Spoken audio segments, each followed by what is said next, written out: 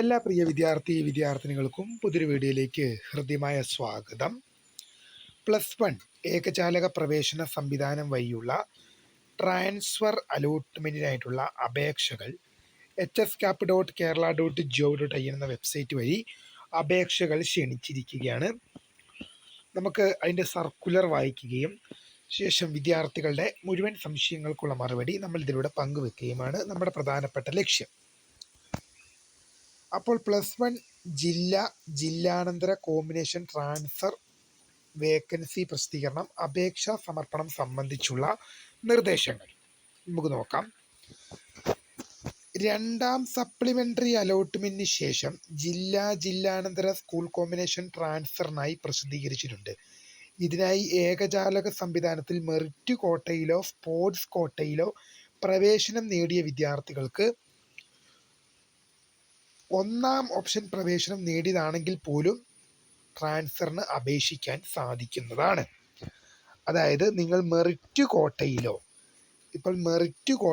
Sports കോട്ടയിലോ പ്രവേശനം നേടിയ ഒരു വിദ്യാർത്ഥിയാണെങ്കിൽ നിങ്ങൾക്ക് ഈ ട്രാൻസ്ഫർ അലോട്ട്മെൻറ്റിനായിട്ട് അപ്ലൈ ചെയ്യാം. അത് ഒന്നാം ഓപ്ഷൻ അലോട്ട്മെൻറ്റായി ലഭിച്ചവർക്ക് പോലും, ഒന്നാം ഓപ്ഷൻ പ്രവേശനം നേടിയതാണെങ്കിൽ പോലും ട്രാൻസ്ഫറിന് അപേക്ഷിക്കാം. അപ്പോൾ ഒന്നാമത്തെ ഓപ്ഷൻ അലോട്ട്മെൻറ്റായി കിട്ടിയ ഒരു വിദ്യാർത്ഥിയാണെങ്കിലും അല്ലെങ്കിൽ വിദ്യാർത്ഥിനിയാണെങ്കിലും നിങ്ങൾ വിഷമിക്കേണ്ട ആവശ്യമില്ല, നിങ്ങൾക്കും ഇതിനായിട്ട് അപേക്ഷിക്കാം. അധിക സീറ്റ് സൃഷ്ടിച്ച് പ്രവേശനം നൽകിയിട്ടുള്ള വിദ്യാർത്ഥികൾക്ക്, അതായത് ഭിന്നശേഷി വിഭാഗത്തിലുള്ള വിദ്യാർത്ഥികൾ സ്കൂൾ കോമ്പിനേഷൻ ട്രാൻസ്ഫറിന് അപേക്ഷിക്കാൻ സാധിക്കില്ല. അതായത് ഭിന്നശേഷി വിഭാഗത്തിൽ ഉൾപ്പെടുന്ന വിദ്യാർത്ഥികൾക്ക് സ്കൂൾ കോമ്പിനേഷൻ മാറ്റത്തിന് അപേക്ഷ സമർപ്പിക്കാൻ സാധിക്കുന്നതല്ല. അതുമാത്രമല്ല, ഭിന്നശേഷി വിഭാഗത്തിൽപ്പെടുന്ന വിദ്യാർത്ഥികൾക്ക് മാത്രമല്ല, അതുപോലെ തന്നെ ഒരു ജില്ലയിൽ പ്രവേശനം നേടിയ ശേഷം വിടുതൽ സർട്ടിഫിക്കറ്റ് വാങ്ങി മറ്റൊരു ജില്ലയിലേക്ക് പോയ വിദ്യാർത്ഥികൾക്ക് തിരിച്ച് അതേ ജില്ലയിലേക്ക് ട്രാൻസ്ഫർ കൊടുക്കാൻ പറ്റില്ല.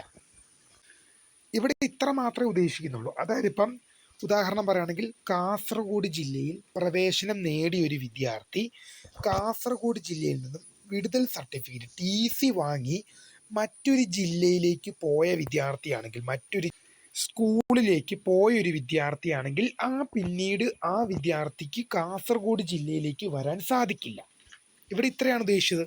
അത് കാസർഗോഡ് ജില്ലയിൽ നിന്നും കണ്ണൂർ ജില്ലയിലേക്ക് പോയൊരു വിദ്യാർത്ഥിക്ക് പിന്നീട് കാസർഗോഡ് ജില്ലയിലെ സ്കൂളുകളിലേക്ക് വരാൻ സാധിക്കില്ല. അത് ഒരു ജില്ലയിൽ നിന്നും മറ്റൊരു ജില്ലയിലേക്ക് പോയ വിദ്യാർത്ഥികൾക്ക് അതേ ജില്ലയിലേക്ക് തിരിച്ചു വരാൻ സാധിക്കില്ല എന്നുള്ളതാണ് അടുത്തൊരു വാസ്തവം.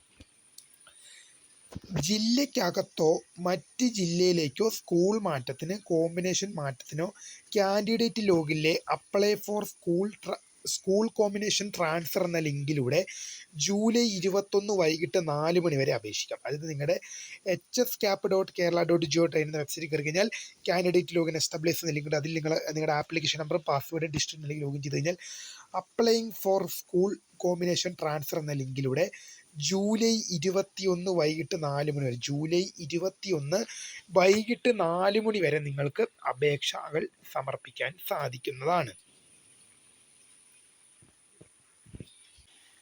വിദ്യാർത്ഥികൾക്ക് പ്രവേശനം നേടിയ സ്കൂളിൽ നിന്നും മറ്റൊരു കോമ്പിനേഷനിലേക്കോ, അതായത് ഉദാഹരണം പറയുകയാണെങ്കിൽ, ഒരു സ്കൂളിൽ ഹ്യൂമാനിറ്റീസ് പഠിക്കുന്ന വിദ്യാർത്ഥിക്ക്, അല്ലെങ്കിൽ ഒരു സ്കൂളിൽ സയൻസ് പഠിക്കുന്ന ഒരു വിദ്യാർത്ഥിക്ക് അതേ സ്കൂളിലെ ഹ്യൂമാനിറ്റീസിലേക്ക് മാറാം. അതാണ് ആദ്യത്തെ ഉദ്ദേശിച്ചത്. മറ്റൊരു സ്കൂളിലെ അതേ കോമ്പിനേഷനിലേക്കോ, ഒരു സ്കൂളിൽ ഹ്യൂമാനിറ്റീസ് പഠിക്കുന്ന വിദ്യാർത്ഥിക്ക് മറ്റൊരു സ്കൂളിൽ ഹ്യൂമാനിറ്റീസ്, അതാണ് ഉദ്ദേശിച്ചത്. പിന്നെ അതുപോലെ തന്നെ മറ്റൊരു സ്കൂളിലെ മറ്റൊരു കോമ്പിനേഷനിലേക്ക്, അത് A എന്ന സ്കൂളിൽ സയൻസ് പഠിക്കുന്ന ഒരു വിദ്യാർത്ഥിക്ക് B എന്ന സ്കൂളിൽ കൊമേഴ്സോ ഹ്യൂമാനിറ്റീസിലേക്കോ പോകാം. അതാണ് ഇവിടെ ഉദ്ദേശിച്ചത്. B എന്ന സ്കൂളിൽ ഹ്യൂമാനിറ്റീസ് എടുക്കാം. ഇങ്ങനെ 3 തരത്തിലാണ് ട്രാൻസ്ഫർ നൽകുന്നത്, അപേക്ഷ നൽകാം. മാറ്റം ആവശ്യപ്പെടുന്ന സ്കൂളിൽ, ഓക്കെ.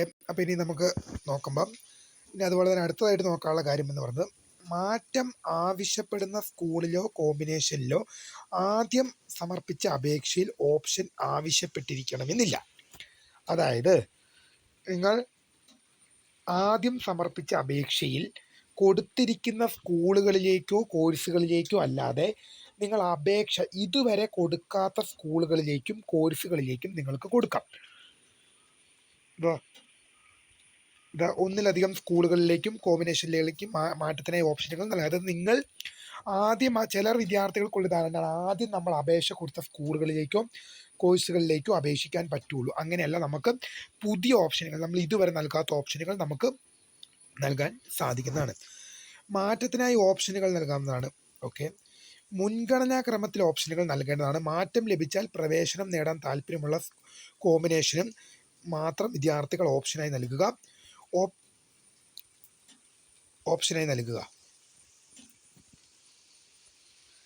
മാറ്റം ലഭിച്ചാൽ പ്രവേശനം നേടാൻ താല്പര്യമുള്ള സ്കൂളുകളിലേക്കും കോമ്പിനേഷനിലേക്കും മാത്രം വിദ്യാർത്ഥികൾ ഓപ്ഷനായി നൽകുക.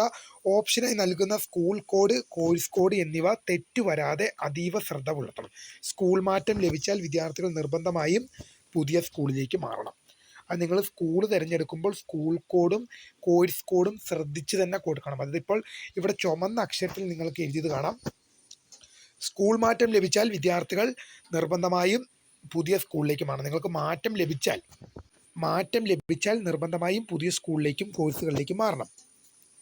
പ്രസിദ്ധീകരിക്കുന്ന ഒഴിവുകൾ കൂടാതെ സ്കൂൾ കോമ്പിനേഷൻ മാറ്റം മൂലമുണ്ടാകുന്ന ഒഴിവുകളിലേക്കും വിദ്യാർത്ഥികൾക്ക് അപേക്ഷ നൽകിയിട്ടുള്ള പക്ഷം മാറ്റം അനുവദിക്കും.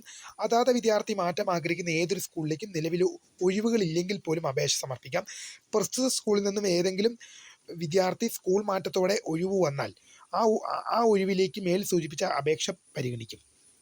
അതായത് ചിലപ്പോൾ കൊടുക്കാൻ ആഗ്രഹിക്കുന്ന സ്കൂളിലോ കൊടുക്കാൻ ആഗ്രഹിക്കുന്ന കോഴ്സിലോ വേക്കൻസി ഉണ്ടാവണം എന്നുള്ളത് നിർബന്ധമുള്ള കാര്യമല്ല. ചിലപ്പോൾ നിങ്ങൾ കൊടുക്കാൻ ഉദ്ദേശിക്കുന്ന സ്കൂളിലും കൊടുക്കാൻ ഉദ്ദേശിക്കുന്ന കോഴ്സിലും വേക്കൻസി ഉണ്ടാകണം, വേക്കൻസി ചിലപ്പോൾ ഇല്ലായിരിക്കാം. അങ്ങനെയുള്ള സ്കൂളുകളിലേക്കും അങ്ങനെയുള്ള കോഴ്സുകളിലേക്കും നിങ്ങൾക്ക് കൊടുക്കാം. അതിന് കാരണം പറയുന്നത്, ഇപ്പോൾ ഉദാഹരണം പറയുകയാണെങ്കിൽ ഒരു സ്കൂളിൽ, ഇപ്പോൾ എ എന്ന സ്കൂളിലാണ് നിങ്ങൾ പഠിക്കുന്നത്, ബി എന്ന സ്കൂളിലാണ് നിങ്ങൾ കൊടുക്കാൻ ആഗ്രഹിക്കുന്നത്, അവിടെ നിങ്ങൾ ഉദ്ദേശിക്കുന്ന ഹ്യൂമാനിറ്റീസ് എന്ന കോഴ്സിന് വേക്കൻസി ഇല്ല. അങ്ങനെയെങ്കിലും നിങ്ങൾക്ക് അപേക്ഷിക്കാം. ഇനിയിപ്പോൾ നിലവിൽ എന്തില്ല, അവിടെ വേക്കൻസി ഇല്ല, പക്ഷേ ട്രാൻസ്ഫർ അലോട്ട്മെൻറ്റിൽ എന്ത് ചെയ്യുവാണ്, ബി എന്ന സ്കൂളിൽ ഹ്യൂമാനിറ്റീസ് പഠിക്കുന്ന ഒരു വിദ്യാർത്ഥി മറ്റൊരു സ്കൂളിലേക്കോ മറ്റൊരു കോഴ്സിലേക്കോ പോകാനിരിക്കുകയും ആ വിദ്യാർത്ഥിക്ക് ബി എന്ന സ്കൂളിൽ നിന്നും ഹ്യൂമാനിറ്റീസിൽ നിന്നും മറ്റൊരു സ്കൂളിലേക്കോ മറ്റൊരു കോഴ്സിലേക്കോ മാറ്റം ലഭിച്ചു കഴിഞ്ഞാൽ ആ എ എന്നൊരു വിദ്യാർത്ഥി ബി എന്ന സ്കൂളിൽ ഹ്യൂമാനിറ്റീസിലേക്ക് കൊടുത്ത അപേക്ഷ പരിഗണിക്കും. അത് വേക്കൻസി ഇല്ലാത്ത സ്കൂളുകളിലേക്കും കോഴ്സുകളിലേക്കും കൊടുത്തു കഴിഞ്ഞാൽ പോലും അവിടുന്ന് ആ വേക്കൻസി ഇല്ലാത്ത സ്കൂളുകളിൽ നിന്നും കോഴ്സുകളിൽ നിന്നും ഒരു വിദ്യാർത്ഥി മറ്റൊരു സ്കൂളിലേക്കോ മറ്റൊരു കോഴ്സിലേക്കോ പോവുകയാണെങ്കിൽ ആ വേക്കൻസിയിലേക്ക് ആ വിദ്യാർത്ഥികളെ പരിഗണിക്കുമെന്നർത്ഥം. കാൻഡിഡേറ്റ് ലോഗിനിലെ അപ്ലൈ ഫോർ സ്കൂൾ ട്രാൻസ്ഫർ എന്ന ലിങ്കിലൂടെ ദൃശ്യമാകുന്ന ഓപ്ഷനുകൾ ചേർക്കാനുള്ള ബോക്സിൽ വിദ്യാർത്ഥികൾ മാറ്റത്തിനായി ഉദ്ദേശിക്കുന്ന സ്കൂളുകളും കോമ്പിനേഷനുകളും മുൻഗണനാക്രമത്തിൽ സെലക്ട് ചെയ്യുക. ജില്ലയ്ക്ക് പുറമേയും അപേക്ഷിക്കണമെങ്കിൽ അപേക്ഷയിൽ ഉൾപ്പെടുത്തിയിട്ടുള്ള ഓപ്ഷനുകളിൽ സ്കൂൾ പേര്, കോഴ്സ് പേര് എന്നിവ ഒരിക്കൽ കൂടി പരിശോധിച്ച് ഉറപ്പുവരുത്തി കൺഫർമേഷൻ നൽകണം. അതായത് നിങ്ങൾ കൊടുത്തിരിക്കുന്ന ഓപ്ഷനുകൾ നിങ്ങൾക്ക് പോകാൻ ആഗ്രഹമുള്ള സ്കൂള്, പോകാൻ ആഗ്രഹമുള്ള കോഴ്സുകളാണെങ്കിൽ മാത്രം കൺഫർമേഷൻ ചെയ്ത് ഉറപ്പുവരുത്തേണ്ടതാണ്. ട്രാൻസ്ഫർ ലഭിച്ചു കഴിഞ്ഞാൽ നിർബന്ധമായും പോകേണ്ടതാണ്. സ്കൂൾ ട്രാൻസ്ഫറും കോമ്പിനേഷൻ ട്രാൻസ്ഫറും ഒരുമിച്ചായിരിക്കും പ്രോസസ്സ് ചെയ്യുന്നത്. ഓക്കെ, ഇനി കുറച്ച് കാര്യങ്ങൾ കൂടി ഉണ്ട്. ജില്ലാന്തര സ്കൂൾ കോമ്പിനേഷൻ ട്രാൻസ്ഫറിന് ഓപ്ഷൻ വേക്കൻസി വിവരങ്ങൾ പ്രസിദ്ധീകരിച്ചിട്ടുള്ളത്. സ്കൂൾ കോമ്പിനേഷൻ ട്രാൻസ്ഫറിനുള്ള അപേക്ഷകൾ കാൻഡിഡേറ്റ് ലോഗിനിലൂടെ വളരെ സൂക്ഷ്മതയോടെ ജൂലൈ 21 വൈകിട്ട് 4 മണി വരെ അപേക്ഷ സമർപ്പിക്കാം. ജൂലൈ 21 വൈകിട്ട് 4 മണി വരെ അപേക്ഷിക്കാം. അപ്പോൾ ട്രാൻസ്ഫർ കൊടുക്കുമ്പോൾ പ്രധാനമായും ശ്രദ്ധിക്കുക, നിങ്ങൾക്ക് പോകാൻ ആഗ്രഹമുള്ള സ്കൂൾ, പോകാൻ ആഗ്രഹമുള്ള കോഴ്സുകൾ മാത്രം കൊടുക്കുക. അല്ലാത്ത പക്ഷം ട്രാൻസ്ഫർ ലഭിക്കുന്ന പക്ഷം നിർബന്ധമായിട്ടും പുതിയ സ്കൂളിലേക്കും പുതിയ കോഴ്സിലേക്കും പോകണം എന്നുള്ളത് ശ്രദ്ധിക്കുക. അപ്പോൾ നിങ്ങൾക്ക് ഈ വീഡിയോ കണ്ടിട്ട് എന്നിട്ടും കാര്യങ്ങളൊന്നും മനസ്സിലാകുന്നില്ലെങ്കിൽ തീർച്ചയായും നിങ്ങൾക്ക് ഈ വീഡിയോ ഒന്നും കൂടെ കാണുക. നിങ്ങൾക്ക് തന്നെ വേണമെങ്കിൽ ഈ സർക്കുലർ വായിച്ച് നോക്കാമെന്നാണ്. ഞാൻ നിങ്ങൾക്ക് സർക്കുലർ വായിക്കാൻ വേണ്ടിയിട്ടാണ് ഇങ്ങനെ സ്ക്രോൾ ചെയ്ത് ഒന്ന് തരുന്നത്. അപ്പോൾ നിങ്ങൾക്ക് സർക്കുലർ വേണമെങ്കിൽ ഒന്നും കൂടി ഒന്ന് വായിച്ച് നോക്കി കാര്യങ്ങൾ ഉറപ്പുവരുത്താം.